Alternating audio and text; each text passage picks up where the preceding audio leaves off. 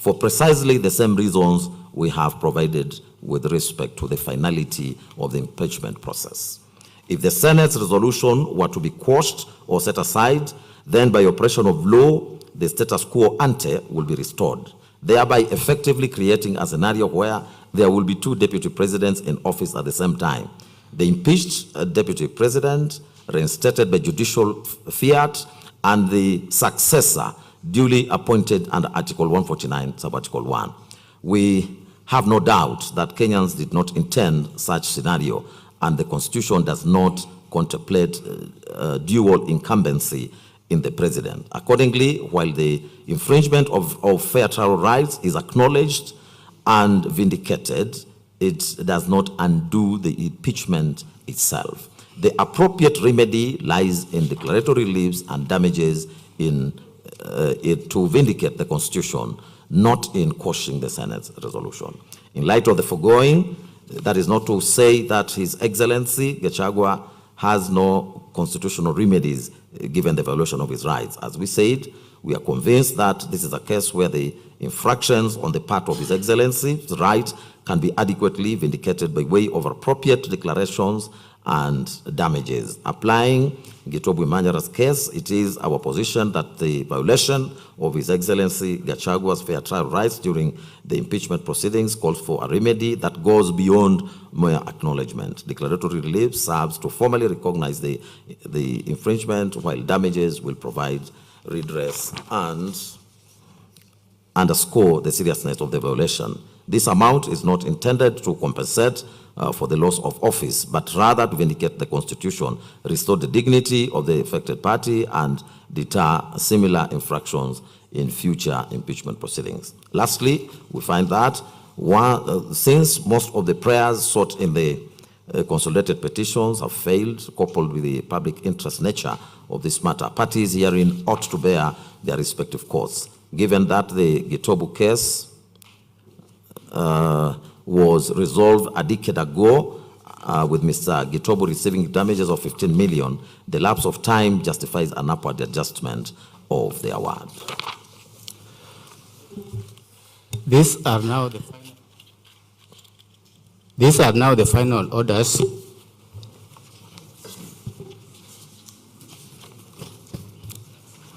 Arising from all that we have said, these are the orders that we make. 1, the prayer seeking to quash the resolution of the Senate to impeach His Excellency Gachagua is hereby declined. 2, a declaratory order is hereby issued that His Excellency Gachagua's fair trial rights were infringed when the Senate declined to allow an adjournment in the impeachment proceedings despite his absence.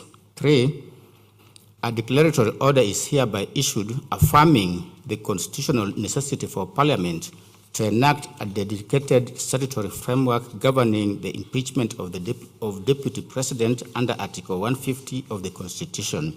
4, the court makes no findings on pension and emoluments. The first petitioner is at liberty to pursue the matter before an appropriate forum. 5, the court awards constitutional damages of Kenya shillings 50 million to His Excellency Gachagua payable by the Senate to vindicate the Constitution, restore the dignity of the affected party, and deter future violations. 6, parties shall bear their own costs given the public nature of these proceedings.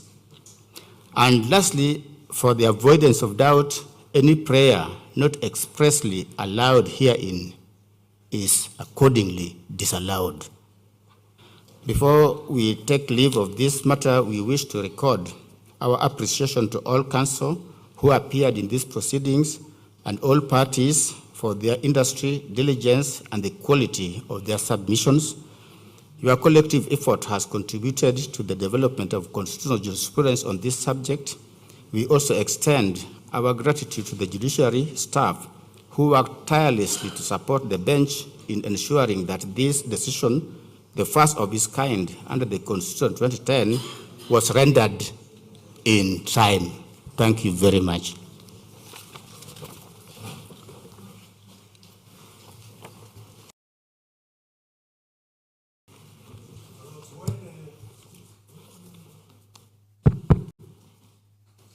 When her leadership, the Justice Dr. Mugambi, was reading part of the judgment, if I heard correctly,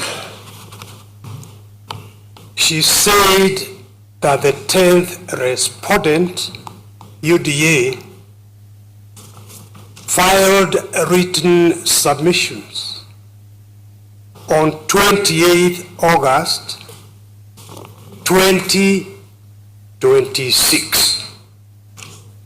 If my hearing is correct, then quite manifestly that is a typo that the court might wish to correct. Secondly, the first petitioner applies to have a copy of the judgment, one, and two, typed copies of the proceedings, and three, a complete set of the video recording of the proceedings. We would wish to have those as quickly as possible, of course, upon payment of the necessary court fees. It's a long judgment, and I am sure the first petitioner will want to be advised once we as council understand each of the issues addressed in the judgment. This honorable court has rendered its opinion, so there is nothing to be raised with this honorable court. But once we understand each issue by reading the judgment, the proceedings, and the video recording, we will then be in a position to advise the first petitioner, for example, on whether to pursue his other rights, as this court has indicated. I thank the court. Thank you.